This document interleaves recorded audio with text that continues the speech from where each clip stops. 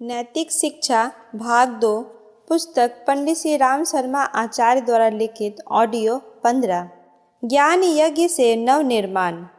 London की एक सभा में स्वामी विवेकानंद भाषण कर रहे थे। मानव धर्म की प्रतिष्ठा के लिए सच्चे ज्ञान के प्रसार की आवश्यकता है। ज्ञान प्रसार के लिए त्यागी और सेवाभावी आत्माएं मिल जाएं तो संसार का काया पलट हो सकता है। सभा में बैठी युवती नोबुल मार्गरेट रेड ने सभा समाप्त होने पर स्वामी जी से कहा, मैं नहीं जानती आपको 6 व्यक्ति मिलेंगे या नहीं, पर 7वें की पूर्ति मैं करूंगी।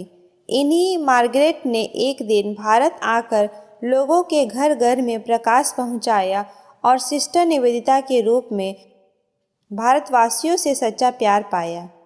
कहना ना होगा कि मनुष्य की महानता की निकृष्टता उसकी मन स्थिति पर निर्भर है। उसके विचार ओछे, स्वार्थी और संकीर्ण हैं। उसकी गतिविधियां घृणित स्तर की होंगी। फलस्वरूप उसका स्तर नर पशुओं एवं नर पिशाचों जैसा बन जाएगा। इसके विपरीत उसके विचार उच्चे, उत्कृष्ट, उदात्त और सद्भावना और सज्जनता के आदर्श जिस मस्तिष्क में जम गए हैं, उसके समस्त क्रियाकलापों में शालीनता एवं महानता की ही झांकी मिलेगी। उसका हर काम ऐसा होगा जिससे दूसरों को सुख मिले, वह स्वयं उस कर्तव्य से संतुष्ट रह सके। ऐसे व्यक्ति आजीवन अपने लिए आनंद उत्पन्न करते हैं और दूसरों के लिए उल्लास बिखेरते ही देखे जाते हैं। राष्ट्रीय विद्यालय को चलाने के लिए योग्य संचालक की नियुक्ति के बारे में टेढ़ी बात यही थी कि उस पद के लिए 75 रुपये मासिक दिए जा सकते थे, पर जिस योग्यता वाले व्यक्ति की आवश्यकता थी वह 500 से कम का नहीं हो सकता था। तो भी हिम्मत करके विज्ञापन दिया गया। दूसरे दिन जब एक 750 रुपये मासिक पाने वाले व्यक्ति उपस्थित हुआ तो लोग आश्चर्य में डूब गए और कहने लगे, देश समाज की आवश्यकता को समझने वाले व्यक्तियों की अभी कमी नहीं। यह व्यक्ति बड़ौदा कॉलेज के अध्यक्ष श्री अरविंद थे, जिन्होंने उस सम्मान को ठुकरा कर केवल 75 रुपये तक में काम किया था। अस्तु आवश्यकता इस बात की है कि अपने दुर्बल राष्ट्र को समर्थ और सुसंपन्न बनाने के लिए जनसाधारण की मनोभूमि में विवेकशीलता और आदर्शवादिता की फसल बोई तथा उगाई जाए तो आशा भरी उमंग उत्पन्न करने वाली हरितिमा उत्पन्न होगी। 1000 वर्ष की गुलामी से ग्रसित रहने के कारण हमारे विचार हर दिशा में बहुत ही पिछड़े हुए हैं। सभ्य देशों में सर्वत्र पाई जाने वाली 1000 वर्ष की गुलामी से ग्रसित रहने के कारण हमारे विचार हर दिशा में बहुत ही पिछड़े हुए हैं। सभ्य देशों में सर्वत्र पाई जाने वाली नागरिक कर्तव्य निष्ठा भी की अभी अपने यहाँ शुरुआत भी नहीं हुई है। रूढ़ियों और अंधविश्वासों के कारण जो अपार क्षति उठानी पड़ रही है, उसकी ओर किसी का ध्यान भी नहीं गया। व्यक्तिक सद्गुण किस प्रकार किसी आदमी को सुखी, समुन्नत एवं समर्थ बनाते हैं, इसकी चर्चा भी सुनने में नहीं आती। सामाजिकता एवं सामूहिकता के प्रति निष्ठा उत्पन्न किए बिना कोई राष्ट्र बलवान नहीं बन सकता है। इस तथ्य को हम में से कितने लोग अनुभव करते हैं। विचारों का यह पिछड़ापन ही हमारी अवनति के लिए जिम्मेदार है। उसी ने हमें 1000 वर्ष तक गुलाम रखा और उसी अवरोध ने स्वतंत्रता प्राप्ति के बाद इतनी लंबी अवधि बीत जाने पर भी हमारी प्रगति में पग पग पर अवरोध उत्पन्न किया है। हमें वास्तविकता समझनी चाहिए और जनमानस में विवेकशीलता एवं उत्कृष्ट आदर्शवादिता का बीजारोपण करने के लिए प्रबल प्रयत्न करने की आवश्यकता है। अनुभव करनी चाहिए, राजनीतिक क्रांति के बाद अब सबसे बड़ी और सबसे पहली आवश्यकता विचार क्रांति की है। उसके बिना प्रगति के सारे प्रयत्न दिव्य स्वप्न मात्र बनकर रह जाएंगे। कलकत्ता के एक अंग्रेज जस्टिस की कन्या श्री सुरेंद्र बनर्जी के घर पहुंची और उन्हें ईसाई धर्म की छोटी छोटी पुस्तकें भेंट करती हुई बोली, इनमें बड़ा ज्ञान भरा पड़ा है। आप इन्हें अवश्य पढ़ें। श्री बनर्जी ने पूछा, मैंने सुना है कि आप यह पुस्तकें लेकर साधारण घरों में भी जाकर लोगों को पढ़ाती हैं, आपको इसमें ग्लानि नहीं लगती? लड़की बोली, जिन्हें अपने धर्म, अपनी संस्कृति का स्वाभिमान नहीं होगा, उन्हें इस कार्य से ग्लानि अनुभव होगी। ईसाई धर्म भारत जैसे देश में फैल गया, यह इसी निष्ठा का प्रतिफल था। आज हम व्यक्ति को अनेक व्यथा वेदनाओं में डूबा हुआ और समाज की अनेक समस्याओं में उलझा हुआ पाते हैं। सर्वत्र अशांति, आशंका और असंतोष का जो वातावरण देखते हैं, उसके पीछे एक कारण है मानवीय दुर्बुद्धि का बढ़ जाना और उसका दुष्प्रवृत्तियों की ओर मुड़ जाना। यदि यह प्रवाह रोका जा सके, लोगों को उच्च आदर्शवादिता की रीति नीति समझाने के लिए तैयार किया जा सके, तो परिस्थितियां बिल्कुल उलट सकती हैं। जो क्षमता आज विघटनात्मक, अनीतिमूलक क्रियाकलापों में लगी हुई है, वह यदि उलटकर सृजनात्मक और सद्भाव संवर्धन में लग जाए तो देखते देखते जादू की तरह सारी परिस्थितियों का कायाकल्प हो सकता है। वर्तमान नारकीय वातावरण देखते देखते स्वर्गीय सुषमा में बदल सकता है। कांजी नरेश की राजकुमारी भूत बाधा से पीड़ित थी। योग्य मंत्र कार्य में राजकुमारी को अच्छा ना कर सका। योग्य मंत्रकार भी राजकुमारी को अच्छा ना कर सके। तब श्री रामानुज बुलाए गए। उन्होंने प्रेत से पूछा, तुम कौन हो? क्यों तुम प्रेत योनि में आए? भूत ने बताया, पूर्व जन्म के विद्वान था, पर अपने विद्या औरों से छिपाई, किसी को विद्या दान नहीं दिया, उसी से कठिन ब्रह्म राक्षस योनि में पड़ा हूँ। आप मुझे स्पर्श करें तो मुक्ति मिले, क्योंकि आपने केवल विद्या दान ही नहीं किया है, समाज को ज्ञान बांटा भी है। श्री रामानुज ने राजकुमारी के मस्तक को हाथ से स्पर्श किया, जिससे प्रेत की मुक्ति हुई।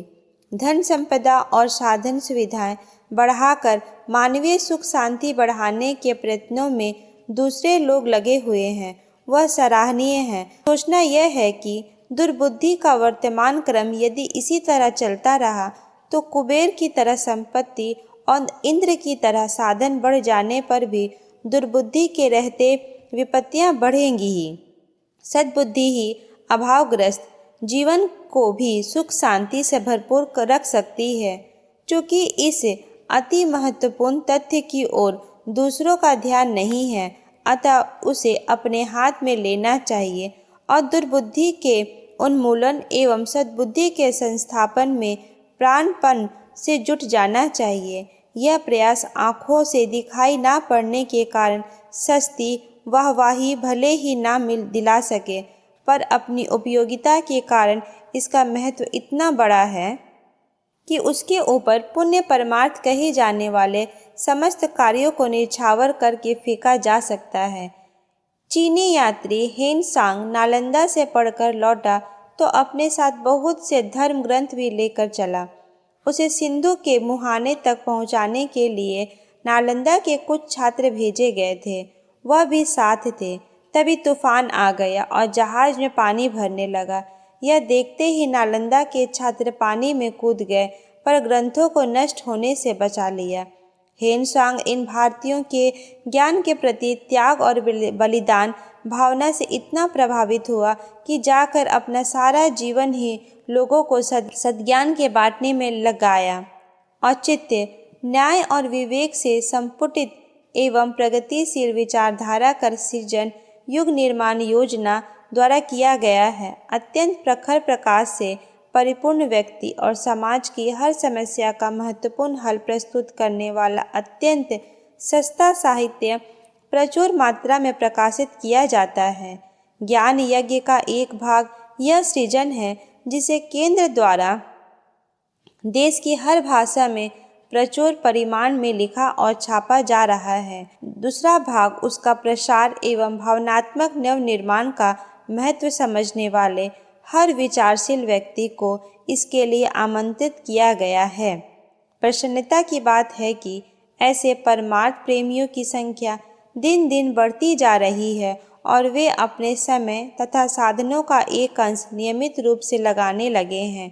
वे घर घर जाकर जन जन से संपर्क स्थापित करें और उनकी मनोभूमि तथा आवश्यकता को देखते हुए नवनिर्माण का वह सृजनात्मक साहित्य पढ़ने को दे जो छोटे छोटे ट्रैक्टरों, विज्ञप्तियों एवं अखंड ज्योति युग निर्माण योजना पत्रिकाओं के रूप में उपलब्ध हैं। जो पढ़े नहीं हैं उन्हें सुनाने का कार्य करना चाहिए।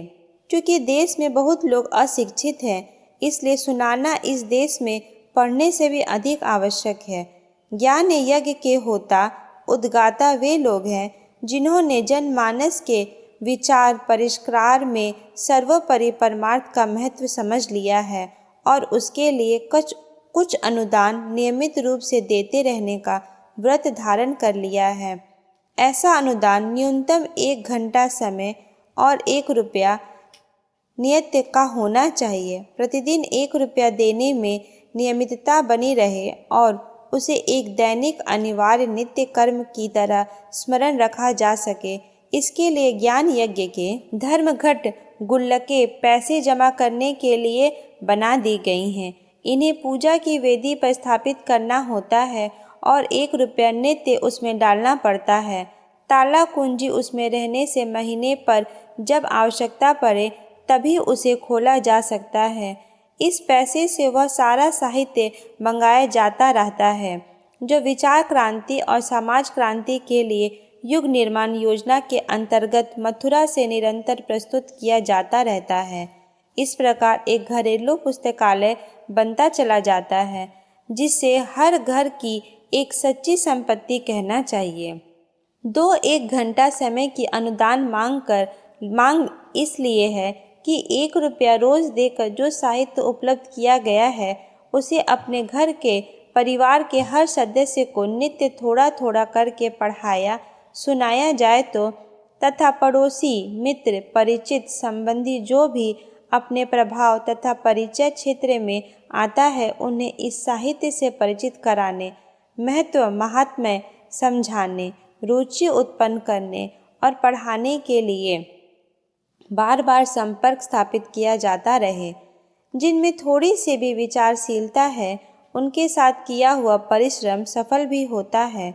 जो लोग यह पढ़ने सुनने में रुचि लेने लगते हैं उनमें से अधिकांश को इस प्रखर विचारधारा से प्रभावित होना पड़ता है और वे उस प्रकाश को जीवन में उतारने तथा अपने संपर्क क्षेत्र में फैलाने का साहस भी करते हैं।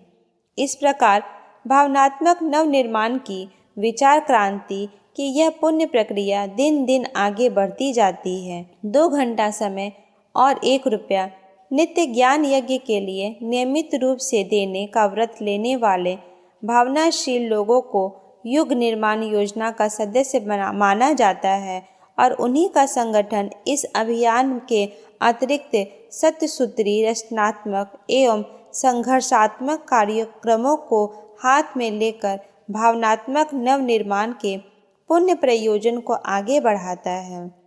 हर सदस्य को कम से कम 10 व्यक्तियों तक इस विचारधारा के प्रसार का प्रयत्न करना पड़ता है।